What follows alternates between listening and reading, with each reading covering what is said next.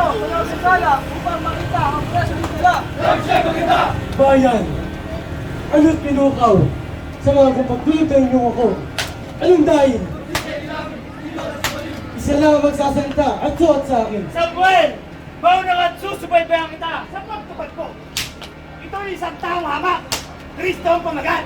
Nagpapanggap na haring lubos ng pangkalatan mga Hudyo na nagugulong di bobos. Lahat ng tayo inuudyukan. Siya raw ilang ka Diyos! At ang mga aral niya, masasambat walang alaga. Pinapagay lahat na ang bagsway na sa arena na maganda. At talikpag sa araw ito na aming dalat sumbong sa'yo. Karapatan din namin totoo na siya pamatay mo nang hindi nakagugulo. Kaya nga namin dinala nang sa harap mo nang makita ugali namin lahat na ipapatay yung misala, iutos mo kami na. Sukat ng inyong bagsik. Kailanman hindi ko magkalang galit. Hindi ko minamatawid. Pati yung bigas sakit. Kung taong Anong galing. payunan mo? Kaming nag-ahabla sa'yo at kaming nagkakapisan dito sa iyong harapan. Ginoong punong bayan, di mo ba paniniwalaan ang sumbong ng tanan? Kaming nag-ahabla dito, hindi sinungaling na tao, mayayaman at maginoo. Huwag lang panindiman mo, patulang mo ng totoo. Dito yung naalis. Kayo ay taong mababait. Ano't binibigyan pa sa akin? Itong taong gahanit. Hindi ko muna atulan. Ako muna ay magdinilay. At ang tutul niya makikinggan. Kung sana ay parusahan at kung di naman ay kalagan. Ito kaya ay maganda. Palayain natin lahat na. Bakit may talo na siya? Parang totoong may sala. Inaayok, minumura. Alimok ko ng mayalan. At inyong tinalihan. Bagay ko salang tunay. Sa naman ang kautusan.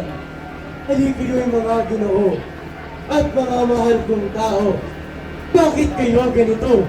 Sino nagluto sa inyo? Nadakpin at dalhin mo rito. Ano kaya ang inyong mga usap? Sa akin na inyong iharap. At inyo bang hinagap? Patayin ko at sukat. Sa bukong pagkamasi, hinagap ng aking isip.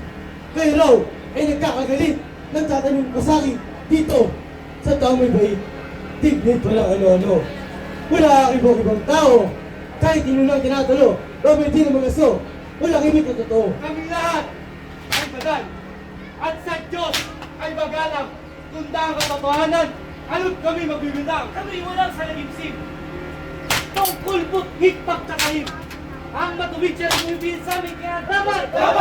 Dapat niya siyang patayin. Hindi sana kabagda ka sa kanino mang justisya na huwag magbalamara, bumato sa nag-aabla at kung walang saksi makita nang doon niya ang matatak ang katotohanan ganap kung matuwid ako minsan ang hatali kagawad sa kanino mang may usap.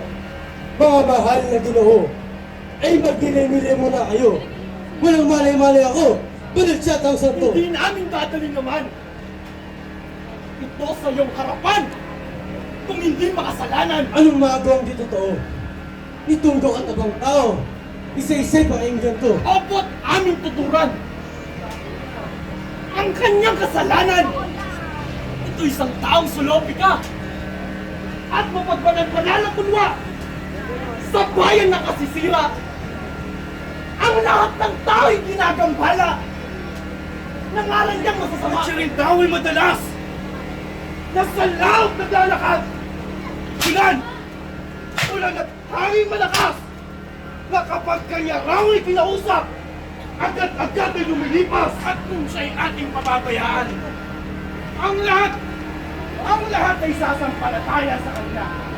Darating ditong maraming taga-Roma, bibisalain ang ating bansa sa punong ating pananampalataya. Nazareno, ngayon ika'y naharap kay Pilato.